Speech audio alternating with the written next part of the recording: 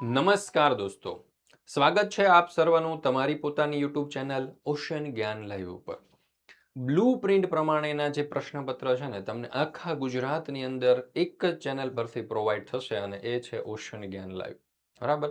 અને એ પણ most IMP પ્રશ્નપત્ર છે. કારણ કે આપણે જે બ્લુ પ્રિન્ટ પ્રમાણે પ્રશ્નપત્ર તૈયાર કરીએ છીએ ને એમાંથી પ્રશ્ન ક્યાંથી મૂકીએ છીએ ખબર તમને? તો કે ગયા વર્ષના જે પ્રશ્નપત્ર છે, તમારી જે ત્રિમાસિક કસોટી છે, તમારી એકમ કસોટીઓ છે, તમારી સ્વ અધ્યયન પોથી છે અને જે પરખ પ્રશ્ન બેંક છે, તેમાંથી વીણી વીણીને તૈયાર કરેલા આ પ્રશ્નો છે અને એમાંથી આપણે આ પ્રશ્નપત્ર તૈયાર કરીએ છીએ. બરાબર. તો જેવું તેવું નથી કે ભાઈ નવનીતની અંદરથી આપણે ઉપાડી લીધા બધા ક્વેશ્ચન અને સરસ મજાનું ક્વેશ્ચન પેપર બનાવી દીધું. નહીં, એવું બીજે ચોક્કસથી તમને મળી જશે. બરાબર.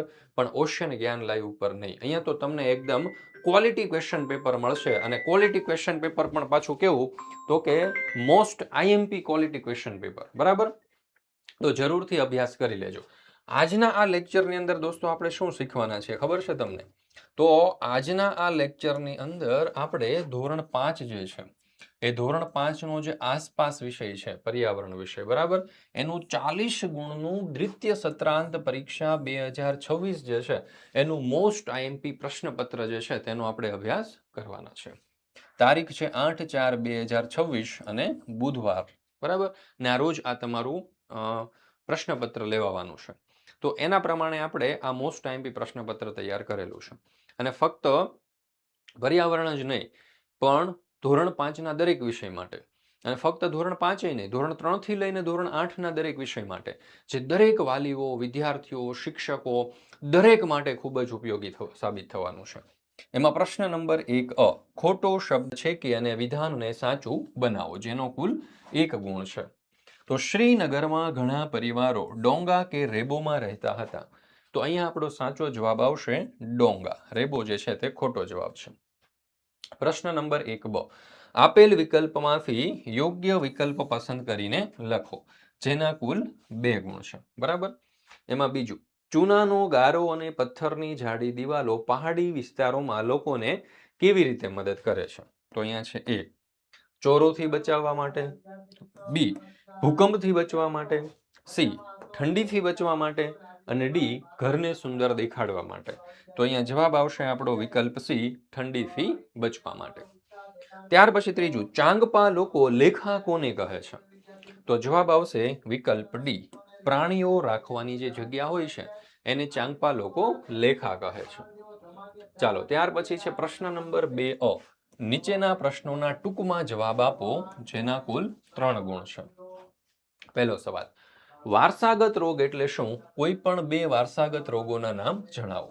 તો માતા પિતા કે દાદા દાદીને કોઈ ગંભીર બીમારી હોય અને તે સીધા તેના દીકરા દીકરીઓમાં ઉતરી આવે, તેને વારસાગત રોગ કહે છે. જેમ કે diabetes, blood pressure, thyroid, heart attack, cancer વગેરે. ત્યાર પછી એના અથવામાં આપણને એક સવાલ આપેલો છે, ભાઈ પોલિયોના રોગને ફેલાવતા કેવી રીતે અટકાવી શકાય? તો જોઈએ જવાબ. સરકાર દ્વારા પોલિયોની દવા વર્ષમાં 2 વખત પીવડાવવામાં આવે છે. તેને પલ્સ પોલિયો કહે છે. પોલિયો મટાડવા માટેનું અભિયાન ચલાવવામાં આવે છે. તેની જાહેરાતો ટીવી અને સમાચાર પત્રોમાં આવે છે. પોલિયોની દવાના ટીપા નાના બાળકોને પીવડાવવામાં આવે છે. આથી પોલિયો થવાની શક્યતા મહદ અંશે ઓછી થઈ જાય છે. પ્રશ્ન નંબર 2 યોગ્ય વિકલ્પ પસંદ કરી પ્રશ્નોના જવાબ આપો, જેના કુલ 3 ગુણ છે. એમાં પહેલું, હાલના સમયમાં ખેતર ખેડવા માટે શું વપરાય છે? તો અહીંયા જવાબ આવશે વિકલ્પ સી, ટ્રેક્ટર. ત્યાર પછી બીજું, નીચેનામાંથી સજીવ ખેતી દ્વારા થતો ફાયદો કયો છે? તો કે પાકની ગુણવત્તા વધે છે, જમીનની ફળદ્રુપતા વધે છે, જંતુનાશક દવાઓના ખર્ચા કરવા પડે છે અને વિકલ્પ ડી, એ અને બી બંને. ત્રીજું, જમીનની ફળદ્રુપતા વધારવા માટે શું અયોગ્ય છે? તો કે પાકની ફેરબદલી કરવી, લીમડાના પાનમાંથી બનતી જંતુનાશક દવાઓનો ઉપયોગ કરવો, છાણિયા ખાતરનો ઉપયોગ કરવો કે વિકલ્પ ડી, રાસાયણિક ખાતરનો વધુ પડતો ઉપયોગ. તો અહીંયા આપણો જવાબ આવશે વિકલ્પ ડી, રાસાયણિક ખાતરનો વધુ પડતો ઉપયોગ. ત્યાર પછી છે પ્રશ્ન નંબર 3, નીચેના પ્રશ્નોના જવાબ લખો, જેના કુલ 4 ગુણ છે. બરાબર. એમાં પહેલો સવાલ, ફૂંક મારીને વગાડવામાં આવતા કોઈ પણ 5 સાધનોના નામ લખો. તો જો વાંસળી, શરણાઈ, સીટી, શંખ, માઉથ ઓર્ગન વગેરે ફૂંક મારીને વગાડવામાં આવે છે. બીજું, હૃદયના ધબકારા સામાન્ય કરતા ક્યારે વધી જાય? તો જ્યારે આપણે દોડીએ છીએ, ખૂબ વધુ ઝડપે ચાલીએ છીએ, દાદર ઉતરીએ, રમતો રમીએ, વજન ઉચકીએ, ત્યારે હૃદયના ધબકારા સામાન્ય કરતા વધી જતા હોય છે. ત્યાર પછી નેક્સ્ટ પ્રશ્ન નંબર 4 મને ઓળખો, જેના કુલ 2 ગુણ છે.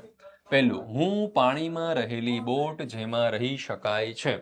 તો અહીંયા જવાબ આવશે ડોંગા. ત્યાર પછી બીજું, હું શ્રીનગરના ઘરમાં દિવાલોની બહાર નીકળતી બારીઓ છું. તો અહીંયા જવાબ આવશે ડબ. ત્યાર પછી બ, નીચેના જોડકા જોડો જેના કુલ 3 ગુણ છે. અમૂલ ડેરી, એને આપણે જોડીશું આણંદ સાથે. રાણકી વાવને જોડીશું આપણે પાટણ સાથે. સાપુતારાને આપણે જોડીશું ડાંગ સાથે. ચાલો, ત્યાર પછી નેક્સ્ટ પ્રશ્ન નંબર 5, નીચેના પ્રશ્નોના જવાબ આપો કોઈ પણ એક જેના કુલ 2 ગુણ છે. પહેલું, તમે જોયેલા કોઈ એક પ્રવાસ સ્થળનું વર્ણન કરો. તો મેં જોયેલું એક પ્રવાસનું સ્થળ આગ્રા છે. અમે આગ્રાનો પ્રખ્યાત તાજમહેલ જોવા ગયા હતા, જેની સુંદરતા ચાંદની રાતમાં જોવા મળે છે.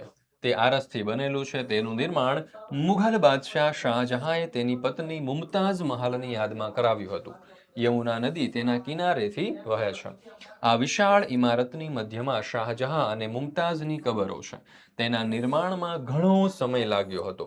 પૂર્ણચંદ્રની ચાંદની રાતમાં મહેલની સુંદરતા અને કારીગરીની પ્રશંસા કરવામાં મદદ કરી શકાતી નથી. બીજું, તમારે 3-4 દિવસના પહાડી વિસ્તારના પ્રવાસમાં જવાનું છે. તો આ પ્રવાસ માટે તમે કયો સામાન સાથે લઈ જશો? કપડાં, દવા, બેટરી, પાથરણા, ચાદર, સૂકો નાસ્તો, સાબુ, કોપરેલ, કાસ્કો વગેરે વસ્તુઓ સાથે લઈ લેશું. ચાલો, ત્યાર પછી જોઈએ તો મિત્રો, ધોરણ 5 ની અંદર તમે હાલમાં અભ્યાસ કરો છો. આવતા વર્ષે તમે ધોરણ 6 માં આવશો. તો ધોરણ 6 ની અંદર તમે સારામાં સારી તૈયારી કરી શકો ને, એ માટે આપણે ધોરણ 6 માટેનો બ્રહ્માસ્ત્ર બેચ અત્યારથી તમારા માટે લોન્ચ કરી દીધો છે. બરાબર. હવે આ ધોરણ 6 ના બ્રહ્માસ્ત્ર બેચમાં તમે જોઈન થશો ને, તો ત્યાં તમને ધોરણ 5 ની જે દ્વિતીય સત્રાંત પરીક્ષા છે ને, તેના પેપર અને સોલ્યુશન તો અત્યારથી જ મળી જશે. દ્વિતીય સત્રાંત પરીક્ષાના પેપર અને દ્વિતીય સત્રાંત પરીક્ષાના જે સોલ્યુશન છે એ તમને અત્યારથી મળી જશે. આ ઉપરાંત તેમના અસાઇનમેન્ટ પણ મળી જશે. હવે બીજું શું મળવાનું છે? તો કે ધોરણ 6 જે છે એનો સંપૂર્ણ અભ્યાસક્રમ પણ અહીંયાથી તમને ઉપલબ્ધ થઈ જશે. આ ઉપરાંત બધા જ વિષયના સ્વાધ્યાય મળી જશે, સ્વાધ્યાય પોથી મળી જશે, ગાલા સ્વાધ્યાય પોથી મળી જશે. બીજું ઘણી વસ્તુ જે અહીંયા લખ્યું નથી આપણે, કારણ કે અક્ષર ખૂબ નાના થઈ જાય. તો આ દરેકે દરેક વસ્તુ ધોરણ 6 નું જો તમારે ફ્રી ઓફ કોસ્ટ જોઈતું હોય ને, તો આપણા બ્રહ્માસ્ત્ર બેચની અંદર જોઈન્ટ થઈ જવાનું છે. બરાબર. વધારે માહિતી જોઈતી હોય તો અહીંયા તમને નંબર પણ આપેલો છે. બરાબર. અથવા તો લિંક નીચે ડિસ્ક્રિપ્શન બોક્સમાં આપેલી છે. એ લિંક ઉપર ક્લિક કરી અને તમે બ્રહ્માસ્ત્ર બેચમાં આપણે એપ્લિકેશન ડાઉનલોડ કરીને જોઈન થઈ શકશો. પ્રશ્ન નંબર 6, નીચેના પ્રશ્નોના જવાબ આપો જેના કુલ 2 ગુણ છે. પોતાના માટે રમવું અને ટીમ માટે રમવું, એમાં શું તફાવત છે? તો પોતાના માટે રમવું એટલે ટીમના અન્ય ખેલાડીઓનો ખ્યાલ રાખ્યા વગર પોતાની રમતનો દેખાવ સારો લાગે તે રીતે રમવું, અને ટીમના પ્રભાવ પાડો. જ્યારે ટીમ માટે રમવું એટલે આખી ટીમના સહકારથી, નિષ્ઠા અને પૂરી લગનથી ટીમની જીત માટે રમવું. પ્રશ્ન નંબર 6 નીચેના પ્રશ્નોના ટૂંકમાં ઉત્તર આપો જેના કુલ 3 ગુણ છે. અનુજના ખેડી ગામ અને સિંદુરી ગામ વચ્ચેનો તફાવત 4 મુદ્દા આપી અને સ્પષ્ટ કરો. તો અનુજનું ખેડી ગામ ગાઢ લીલા જંગલો અને પર્વતો વચ્ચે આવેલું હતું, જ્યારે સિંદુરી ગામમાં છાંયડો આપે તેવું એક પણ વૃક્ષ ન હતું. આગળ, ખેડી ગામમાં ખોરાક, શાકભાજી, બળતણ, લાકડું, દવાઓ અને પ્રાણીઓનો ખોરાક પૈસાથી ખરીદવો પડતો હતો, જ્યારે સિંદુરી ગામમાં વસ્તુઓ ખરીદવાના પૈસા આપવા પડતા ન હતા. ખેડી ગામના લોકો એક મોટા પરિવારની જેમ રહેતા હતા અને એકબીજાને મદદ કરતા હતા, જ્યારે સિંદુરી ગામના લોકો ખેડી ગામમાંથી આવેલા લોકો સાથે સારી રીતે વર્તતા ન હતા અને વણનોતરિયા મહેમાન કહી મજાક ઉડાવતા હતા. ચોથું, ખેડી ગામમાં શાળા, હોસ્પિટલ, બસ, ટ્રેન, વીજળીની સગવડ હતી, જ્યારે સિંદુરીમાં શાળા, હોસ્પિટલ, બસ, ટ્રેન, વીજળી જેવી સગવડો હતી. ચાલો, ત્યાર પછી આગળ, ધોરણ 3 થી 8 ની જે દ્વિતીય સત્રાંત પરીક્ષા 2026 છે ને, એના માટે ખાસ ઉપયોગી એવા મોસ્ટ આઈએમપી બ્લુ પ્રિન્ટ મુજબના આપણે પ્રશ્નપત્ર તૈયાર કરેલા છે અને સાથે સાથે અસાઇનમેન્ટ પણ તૈયાર કરેલા છે. બરાબર. હવે આ પ્રશ્નપત્રની અંદર જોઈએ તો બધા જ વિષયના રેડી ટુ પ્રિન્ટ સોલ્યુશનની પીડીએફ ઉપલબ્ધ છે. બરાબર. એક વિષયની ફી માત્ર ને માત્ર કેટલી છે? 40 રૂપિયા. એક વિષયની ફી માત્ર ને માત્ર કેટલી છે? 40 રૂપિયા. અસાઇનમેન્ટ બધા જ વિષયના રેડી ટુ પ્રિન્ટ સોલ્યુશન ઉપલબ્ધ છે. બરાબર. એ પણ એની ફી માત્ર ને માત્ર 100 રૂપિયા છે અને આ પીડીએફ તમે તમારા વોટ્સઅપ પર પણ મેળવી શકો. બરાબર. દરેક વાલીઓ, વિદ્યાર્થીઓ અને શિક્ષકોને તૈયારી કરવા માટે ખૂબ જ ઉપયોગી થશે. હવે જો આ પ્રશ્નપત્રનું સોલ્યુશન તમારે ફ્રી ઓફ કોસ્ટ જોઈતા હોય, મફતમાં, તો પણ મળી જશે. એના માટે તમારે માત્ર ને માત્ર ધોરણ 6 ની બ્રહ્માસ્ત્ર બેચની અંદર જોઈન્ટ થઈ જવાનું છે. બરાબર. ધોરણ 5 ના બધા જ વિષયના દ્વિતીય સત્રાંત પરીક્ષાના સોલ્યુશન, પીપીટી, પીપીટી નહીં પણ પીડીએફ તમને ફ્રી ઓફ કોસ્ટની અંદર મળી જશે. ચાલો, ત્યાર પછી છે પ્રશ્ન નંબર 6 કો. નીચેના પ્રશ્નોના ઉત્તર ટૂંકમાં આપો જેના કુલ 2 ગુણ છે.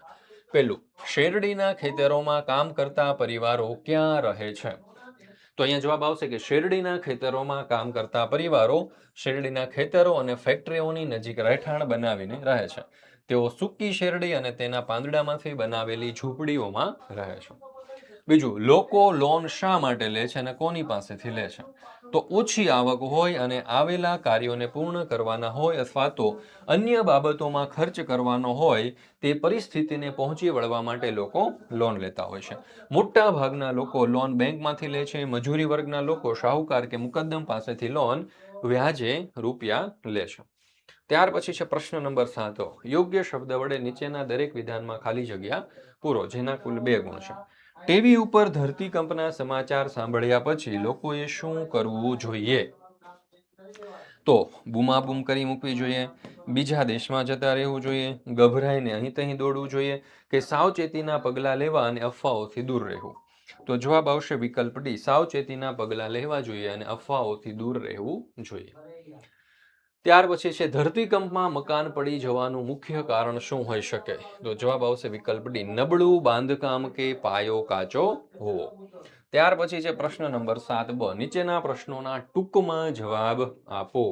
પહેલું, ધરતીકંપ વખતે કઈ કઈ સાવચેતીઓ રાખવી જોઈએ? તો ઘરની બહાર તુરંત જ નીકળી જવું જોઈએ, ખુલ્લા મેદાનમાં ઊભું રહેવું જોઈએ, ઝાડ નીચે ન ઊભા રહેવું જોઈએ, વીજળીના થાંભલાઓથી દૂર રહેવું, ખુલ્લા મેદાનમાં જતા રહેવું, ઇલેક્ટ્રિક થાંભલાઓથી દૂર રહેવું, સીડી ઉતરતી વખતે ભીત તરફ ચાલવું, કાચની બારીઓથી દૂર રહેવું, ઘરમાં હોય તો ટેબલ જેવી મજબૂત વસ્તુઓ નીચે બેસી જવું. પ્રશ્ન નંબર 7 નીચેના પ્રશ્નોના ઉત્તર 1-2 વાક્યમાં આપો.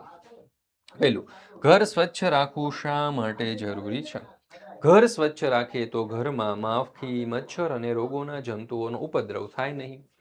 પરિણામે આપણને રોગ થાય નહીં અને તંદુરસ્તી સારી રહે. વળી સ્વચ્છ વાતાવરણમાં મન પ્રફુલ્લિત રહે, તેથી માનસિક રીતે પણ આપણે સ્વસ્થ રહી શકીએ. ચાલો, ત્યાર પછી છે પ્રશ્ન નંબર 7ડ. નીચેના વિકલ્પમાંથી યોગ્ય વિકલ્પ લખો. પહેલું, સ્વચ્છતા બાબતે આપણી બેદરકારીથી કોની કામગીરી વધી જાય છે? તો જવાબ શું આવશે? તો કે વિકલ્પ એ, સફાઈ કામદારની. કોની? સફાઈ કામદારની. પ્રશ્ન નંબર 7ઈ. નીચેના વિધાનો ખરા છે કે ખોટા તે જણાવો. પહેલું, ધરતીકંપ એ કુદરતી આપત્તિ છે. બરાબર. તો જવાબ આવશે સાચું. વિધાન એકદમ સાચું છે. પ્રશ્ન નંબર 8અ. નીચેના વિકલ્પમાંથી યોગ્ય વિકલ્પ લખો. સૂર્યમણીને ભણવાનું મહત્વ કોણે સમજાવ્યું? તો જવાબ આવશે વિકલ્પ સી, મણિયા કાકાએ.